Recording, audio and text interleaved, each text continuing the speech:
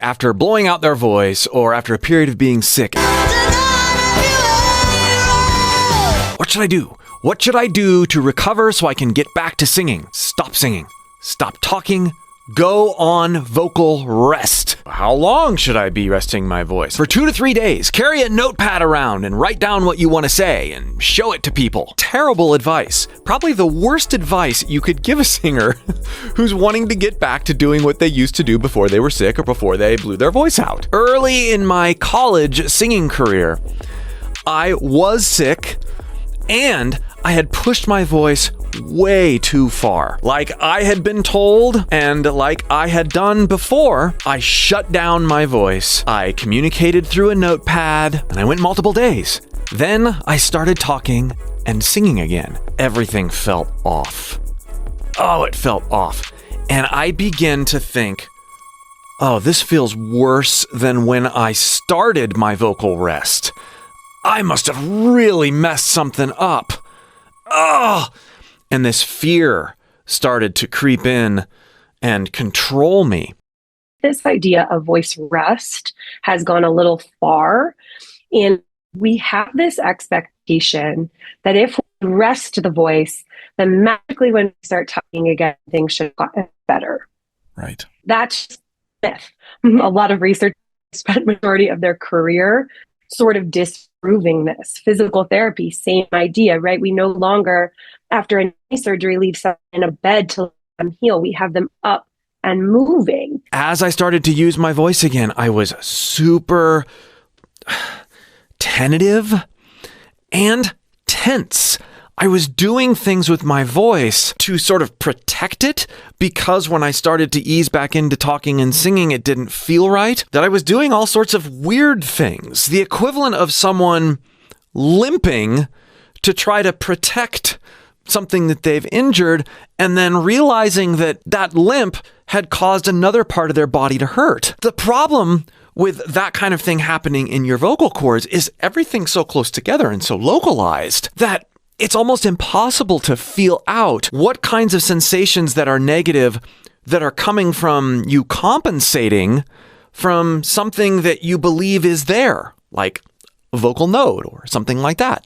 I was not able to sing or talk normally for months. I had developed so many little limps and crutches as I was trying to use my voice to express myself or just plain communicate that I had tied my larynx in knots, and it was working against me in so many ways. I would get sore throats, I would get neck tension, I would go hoarse really quickly, I would be extra paranoid about nasal drip and mucus, and then I would back off even more, and worse, I would always be talking, sort of like this because, I've got to save my voice because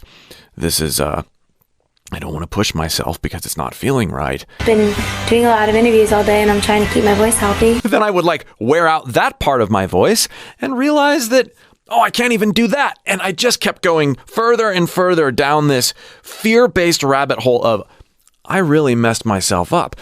And in this process, I had forgotten that my voice felt worse now as I was in recovery than it did when I started my recovery. That's not right, and that doesn't really make sense. Fluid needs to be distributed.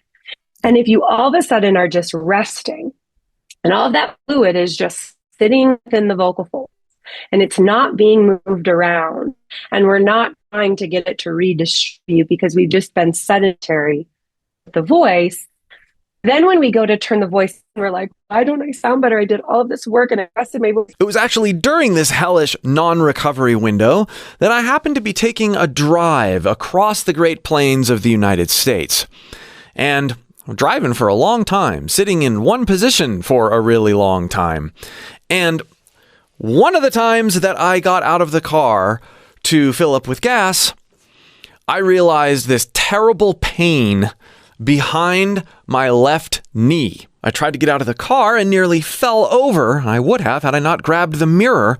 I couldn't fully extend my left leg. And when I tried to extend it, it would hurt so bad. So I kind of laughed about it, got back in the car, and just sat, relaxed for a minute, and things started to click with what was going on in my voice. After my period of cold turkey rest, I was easing back in, or what I thought was easing back in, and not really.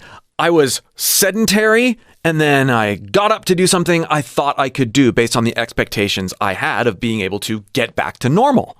This is what was happening to my left leg. The non-activity combined with my fear of injury had rendered me completely useless from a vocal perspective, and there was no going back. But with my leg, I didn't really have a fear component there. I kind of knew this was ridiculous.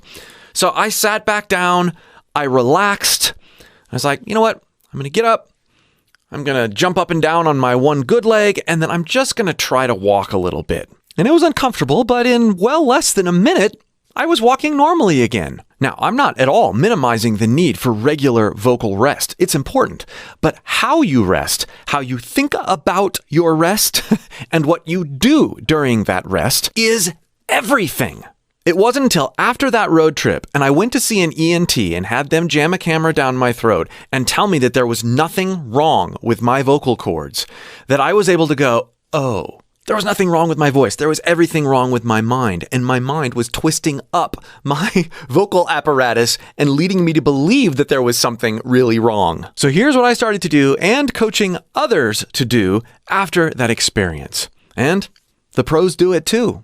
Take a little bit of time for 100% vocal rest.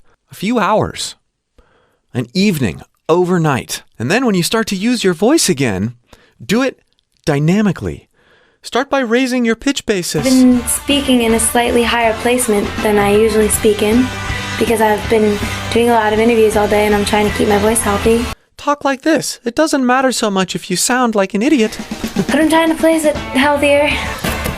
But I sound like an idiot. Because what you're doing is you're training yourself to use your voice dynamically. You're not resting in one area. When you tend to speak low and weightier when you're trying to save your voice, you end up tiring it out more quickly. Plus, you end up going down into a fry register, which is not that healthy to be talking in consistently. So, raising the pitch basis, speaking with a full range of different types of sounds like you hear me doing. Go high up into your head voice. Go low down into fry. But don't remain in one area at all, especially as we're reuniting with our vocal apparatus after a period of short rest. Then, when you start warming up for singing again, do almost exclusively head voice warm-ups. Just the same.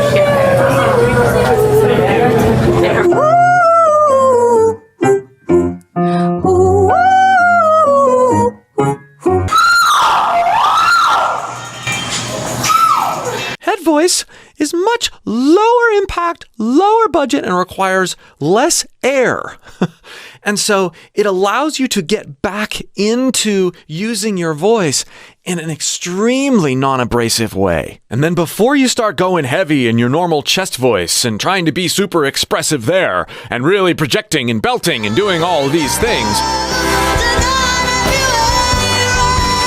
spend some time crying. Spend some time crying.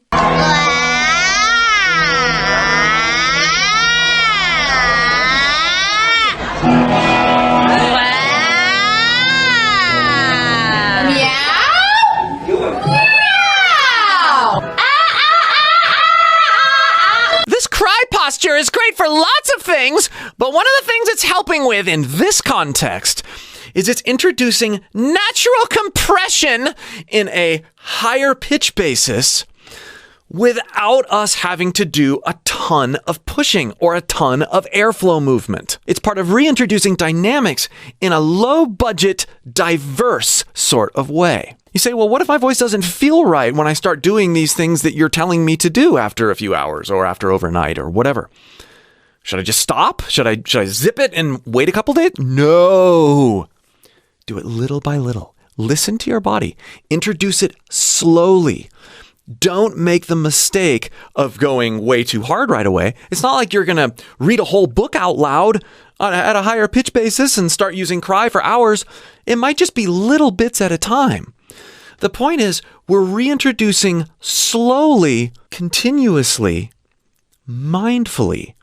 We're not just going out of fear. Even in our recovery, we're taking steps to learn more about our voice, more about the budget we have as a vocalist, and the sorts of things that are going to increase that budget over time.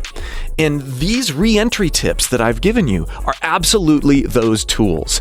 They will help you learn about your voice as you recover. For more ways to learn about your voice and free it so that you can discover what it can really do, click the link below in the pinned comment or video description and join my free singing course. And for more information on what to do after singing when sick, check out these videos.